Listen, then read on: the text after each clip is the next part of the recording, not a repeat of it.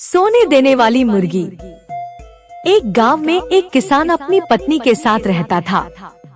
उनका एक छोटा सा खेत था जहां वे दिन भर परिश्रम किया करते थे। किंतु कठोर परिश्रम के उपरांत भी कृषि से प्राप्त आमदनी उनके जीवन यापन हेतु पर्याप्त नहीं थी और वे निर्धनता का जीवन व्यतीत करने हेतु विवश थे। एक दिन किसान बाजार से कुछ मुर्गियां खरीद लाया। उसकी योजना मुर्गियों के अंडे विक्रय कर अतिरिक्त धन उपार्जन था। अपनी पत्नी के साथ मिलकर उसने घर के आंगन में एक छोटा सा दड़बा निर्मित किया और मुर्गियों को उसमें रख दिया। भोर होने पर जब उन्होंने दड़बे में झांक कर देखा तो आश्चर्यचकित रह गए। वहाँ अन्य अंडों के साथ एक सोने का अंडा भी पड़ा हुआ था। किसान उस सोने के अंडे को अच्छी कीमत पर जौहरी के पास बेच आया। अगले दिन फिर उन्होंने दड़बे में सोने का अंडा पाया। किसान और उसकी पत्नी समझ गए कि उनके द्वारा पाली जा रही मुर्गियों में से एक मुर्गी अद्भुत है। वह सोने का अंडा देती है। एक रात पहरेदारी कर वे सोने का अंडा देने वाली मुर्गी को पहचान गए। उसके बाद से वे उसका खास ख्याल रखने लगे। उस मुर्गी से उन्हें रोज सोने का अंडा मिलने लगा। उन अंडों को बेचकर किसान कुछ ही महीनों में धनवान हो गया। किसान अपने जीवन से संतुष्ट था, किंतु उसकी पत्नी लोभी प्रवृत्ति की थी।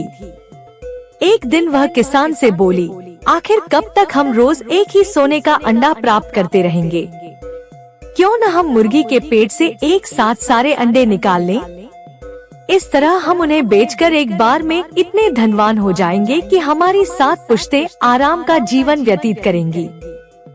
पत्नी की बात सुनकर किसान के मन में भी लोभ घर कर गया।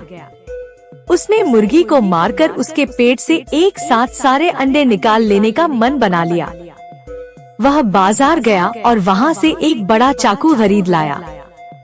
फिर रात में अपनी पत्नी के साथ वह मुर्गियों के दड़बे में गया और सोने का अंडा देने वाली मुर्गी को पकड़कर उसका पेट चीर दिया। किंतु मुर्गी भीतर से सामान्य मुर्गियों की तरह ही थी। उसके पेट में सोने के अंडे नहीं थे। किसान और उसकी पत्नी अपनी गलती पर पछताने लगे। अधिक सोने के अंडों के लोभ में पड़कर वे रोज मिलने वाले एक सोने के अंडे से भी हाथ धो बैठे थे।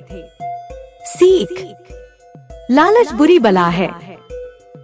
कैसे हुआ हनुमान जी का जन्म? यूँ तो भगवान हनुमान जी को अनेक नामों से पुकारा जाता है, जिसमें से उनका एक नाम वायुपुत्र भी है, जिसका शास्त्रों में सबसे ज्यादा उल्लेख मिलता है। शास्त्रों में इन्हें वातात्मज कहा गया है, अर्थात वायु से उत्पन्न होने वाला। कैसे हुआ हनुमान जी का जन्म? पुराणों की कथानुसार हनुमान की माता अंजना संतान सुख से वंचित थी। कई जतन करने के बाद भी उन्हें निराशा ही हाथ लगी। इस दुख से पीड़ित अंजना मतंग ऋषि के पास गई। तब मंतग ऋषि ने उनसे कहा, पप्पा, सरोवर के पूर्व में एक नरसिंहा आश्रम है। उसकी दक्षिण दिशा में नारायण पर्वत पर स्वामी तीर्थ है। वहाँ जाकर उसमें स्नान करके 12 वर्ष तक तप एवं उपवास करना पड़ेगा, तब जाकर तुम्हें पुत्र सुख की प्राप्ति होगी। अंजना ने मतंग ऋषि एवं अपने पति केसरी से आज्ञा लेकर तप किया था। 12 वर्ष तक केवल वायु का ही भक्षण किया। तब वायु देवता ने अंजना की तपस्या से खुश होकर उसे वरदान दिया, जिसके परिणाम स्वरूप चैत्र शुक्ल की पूर्णिमा को अंजना को पुत्र की प्राप्ति हुई। वायु के द्वारा उत्पन्न इस पुत्र को ऋषियों ने वायु पुत्र नाम दिया।